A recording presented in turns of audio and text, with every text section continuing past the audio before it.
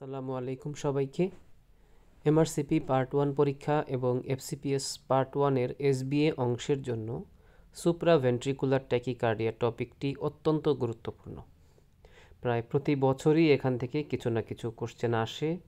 So এই টপিকটা সবাইকে একটু গুছিয়ে সুন্দরভাবে পড়ে মনে রাখতে হবে।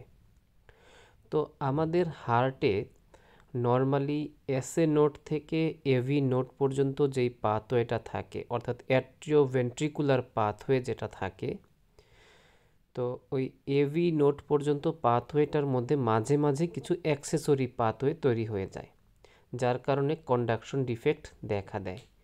তো যেই অ্যাক্সেসরি পাথওয়েগুলো তৈরি হয় তার জন্য মেইনলি দুইটা ডিজিজ তৈরি হতে পারে। একটা হচ্ছে এভি নোডাল রিএন্ট্রেন্ট ট্যাকিকার্ডিয়া, আর এটা হচ্ছে এভি রিএন্ট্রেন্ট ট্যাকিকার্ডিয়া, সংক্ষেপে এভিএনআরটি এবং এভিআরটি। তো এভিএনআরটিকেই আমরা এখন সংক্ষেপে এসভিটি বলি, অথবা আরেক ভাষায় ন্যারো কমপ্লেক্স ট্যাকিকার্ডিয়া বলি। আর এভিআরটি যেটা, সেটাকে আমরা ডাব্লিউপিডাব্লিউ সিনড্রোম বলি, যেটা অলরেডি আমরা আলোচনা করে ফেলেছি। তো এসভিটি আমরা পরীক্ষার সময় কিভাবে আইডেন্টিফাই করব, সেটা যদি আমরা একটু ইসিজিটা দেখি, আমরা দেখতে পাবো তিনটা ক্রাইটেরিয়া আমাদেরকে মনে রাখতে হবে। এক নম্বর হচ্ছে সাইনাস ট্যাকিকার্ডিয়া থাকতে হবে, যেমন এখানে দেখা যাচ্ছে হার্ট রেট প্রায় 150-র ওপরে। নাম্বার 2 হচ্ছে পি ওয়েভ অ্যাবসেন্ট থাকবে, দেখেন এখানে কোনো পি ওয়েভ নাই। আর নাম্বার 3 হচ্ছে কিউআরএস কমপ্লেক্সগুলো ন্যারো হবে। নর্মালি কিউআরএস কমপ্লেক্স থাকে 0.14 সেকেন্ড বা 3 ঘরের একটু বেশি। সো কিউআরএস কমপ্লেক্স হতে হবে 3 ঘরের কম। সো এই তিনটা ক্রাইটেরিয়া মাথায় রাখলেই আমরা এসবিটি ডায়াগনোসিস করতে পারবো। সো এসবিটি থেকে মেইনলি পরীক্ষার সময় কোশ্চেন আসে ম্যানেজমেন্ট নিয়ে।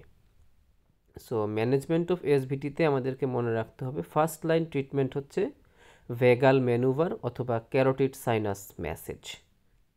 যদি এটার পরেও কন্ট্রোলে না আসে, সেক্ষেত্রে আমরা আইভি অ্যাডিনোসিন নামক ড্রাগ দিতে পারি। এটা প্রথমে 6 মিলিগ্রাম দিব, তারপর 12 মিলিগ্রাম, তারপর ভালো না হলে 12 মিলিগ্রামের আরেকটা ডোজ দিব।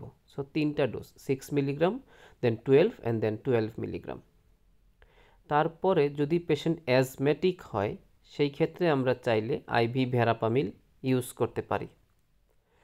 আর যদি পেশেন্ট হিমোডাইনামিক্যালি আনস্টেবল হয়, অর্থাৎ হাইপোটেনশন, ট্যাকিকার্ডিয়া এবং কোলাপস থাকে, সেই ক্ষেত্রে আমরা সরাসরি ডিসি কার্ডিওভার্সন করতে পারি।